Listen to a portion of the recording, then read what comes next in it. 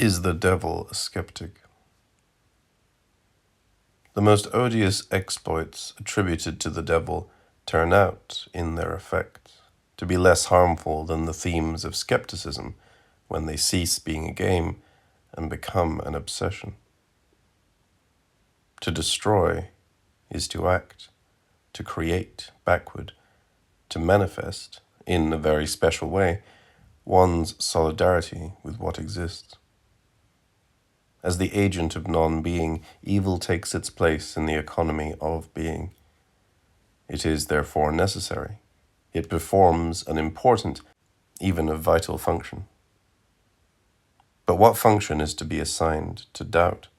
What demand does it answer? Who needs it besides the doubter? Gratuitous woe, despondency in the pure state. It corresponds to none of the positive requirements of the living. Without rhyme or reason, to keep putting everything in question, to doubt, even in dreams. To achieve his ends, the devil, being dogmatically minded, sometimes employs the strategy of borrowing the procedures of skepticism. He wants to suggest that he adheres to nothing. He simulates doubt, and on occasion makes it his collaborator. Nonetheless, though he knows it well, the devil never enjoys doubt. Indeed, he fears it so much that we cannot be certain he actually wants to suggest it, to inflict it upon his victims. The drama of the doubter is greater than that of the negator, because to live without a goal is more difficult than to live for a bad cause. Now, as for a goal, the skeptic knows none. All being equally fragile or void, which is preferable? Negation, on the other hand, is equivalent to a program. It can occupy, it can even gratify the most exigent existence, not to mention the fact that it is beautiful to deny, particularly when God suffers for it. Negation is not vacuity. It is plenitude, an anxious and aggressive plenitude. If we postulate salvation in action, to negate is to save oneself, to escape, to pursue a plan, to play a role. We understand why the skeptic, when he regrets having followed a perilous path, envies the devil. It is because negation, despite the reservations it inspires, cannot help being a source of action or certainty. When one denies, one knows what one wants. When one doubts, one ends by no longer knowing. A major obstacle to our equilibrium, melancholy, is a state of diffuse inadhesion, a passive break with being, a negation unsure of itself, unsuited, moreover, to turn into affirmation or into doubt. It matches our infirmities. It would match still better those of a devil who, weary of denying, would suddenly find himself out of work, no longer believing in evil, not inclined to come to terms with good. He would find himself, he the most ardent of all the fallen angels, deprived of his mission, of his faith in himself, unable to work harm, exhausted by chaos, condemned without the consolations of sarcasm. If melancholy suggests a secularized hell, it is because it has something in it of a wickedness on the point of abdicating, blunted and meditative, reluctant to exert itself against anything, if not against itself. Melancholy dispassions becoming, obliges it to withdraw its frenzy, to devour itself, to subside by destroying itself. Affirmation and negation being no different qualitatively, the transition from one to the other is natural and easy. But once we have espoused doubt, it is neither easy nor natural to return to the certitudes they represent. We then find ourselves paralyzed, prevented from militating for any cause whatever. Better still, we reject them all and, if need be, ruin them without descending into the arena. The skeptic, to the devil's despair, is the unusable man par excellence. He takes to nothing, attaches himself to nothing. The breach between him and the world widens with each event and with each problem he must face. He has been labeled a dilettante because he prefers to minimize everything. In fact, he minimizes nothing. He simply restores things to their place. Our pleasures, like our pains, come from the undue importance we attribute to our experiences. The skeptic will therefore strive to set in order not only his judgments, which is easy, but his sensations as well, which is more difficult. Thereby he betrays his limits and his non-fulfillment. One dare not say his frivolity, for only the pleasures of suffering convert existence into destiny. Where are we to classify him if his place is neither among the serious minds nor among the trivial? Doubtless between the two, in that condition of the forever anxious passerby who stops nowhere because no object, no being affords him the slightest impression of reality. What he lacks, what he knows nothing of, is piety, the sole sentiment capable of saving at once appearances and the absolute. Since piety analyzes nothing, it can minimize nothing. It perceives value everywhere. It takes to things, attaches itself to them. Has the skeptic experienced piety in his past? He will never recover it, not if he prays night and day. He will have faith. He will believe in his own way. He will disavow his jeers and blasphemies. But as for knowing piety, he will not succeed in this at any cost. Where doubt has passed, there remains no place for piety. The space it requires cannot be offered by the skeptic, who has ransacked everything in and around himself. Pity this sinister meddler. Pity this accursed amateur. If certitude were established on earth, if it suppressed all trace of curiosity and anxiety from men's minds, nothing would be changed for the predestined skeptic. Even when his arguments are demolished one by one, he is not shaken from his positions. To dislodge him, to disturb him deeply, he must be attacked on his greed for vacillations, his thirst for perplexities. What he seeks is not truth. It is endless insecurity, endless interrogation. Hesitation, which is his passion, his risk, his discount martyrdom, will dominate all his thoughts and all his undertakings. And though he vacillates as much by method as by necessity, he will nonetheless react like a fanatic. He cannot leave off his obsessions or, a fortiori, himself. Infinite doubt will make him, paradoxically, the prisoner of a closed world. Since he will not be conscious of this, he will persist in believing that his course collides with no barrier and that it is neither inflected nor altered by the slightest weakness. His exasperated need of uncertainty will become a disease for which he will seek no remedy, since no evidence, however irresistible and definitive, will induce him to suspend his doubts. If the very ground gave way beneath his feet, he would not be alarmed, would continue calm and despairing. If the ultimate truth were known, the answer to the riddle divulged, all difficulties solved and all mysteries elucidated, nothing would trouble him, nothing would turn him from his path. Everything which flatters his appetite for irresolution, everything which helps him live and at the same time hampers his life, is sacred to him. And if indifference fills him to overflowing, if he makes it into a reality as vast as the universe itself, it is because indifference is the practical equivalent of doubt. And in his eyes, does doubt not have the prestige of the unconditioned? To pledge allegiance, to engage oneself, that is everyone's great concern. And it is precisely what the skeptic refuses to do. Yet he knows that once we serve, we are saved, since we have chosen.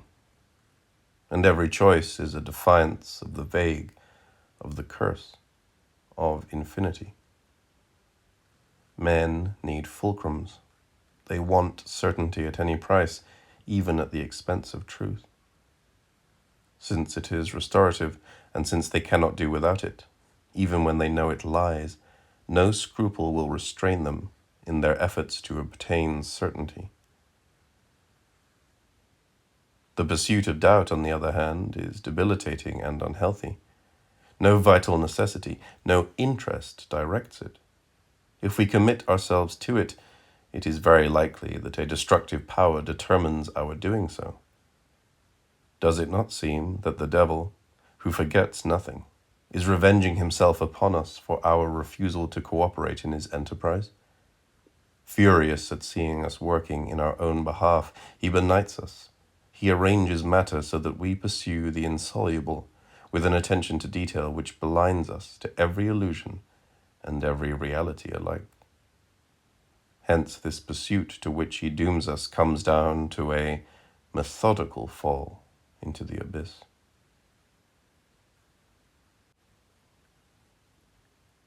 Before Lucifer, the first to have assaulted the original unconsciousness, the world rested in God. Not that there were no conflicts, but these, implying neither rupture nor rebellion, still occurred within the primordial unity, which a new and fearful power was to explode.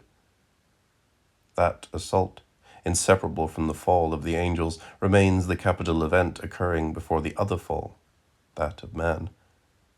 Once man rebelled, once man fell, the second stage in the history of consciousness had arrived. The second blow struck at God's order and work, the order and work which the skeptic in his turn was to broach.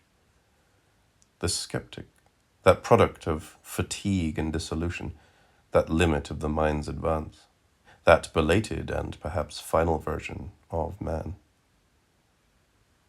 Contrary to the first two protesters, the skeptic disdains rebellion and is determined not to lower himself to it. Having worn out his indignations as well as his ambitions, he is left behind the cycle of insurrections provoked by the double fall. And he moves away from man, whom he finds old-fashioned, as man had moved away from the devil, his master, whom he blamed for retaining vestiges of naivete and illusion. We perceive the gradation in the experience of solitude, and the consequences of the disjunction from primordial unity. Lucifer's act, like Adam's, one preceding history, the other inaugurating it, represents the essential moments of the battle to isolate God and to disqualify his universe. That universe was one of unconscious happiness in a state of undivided possession. We aspire to it each time we are weary of bearing the burden of duality.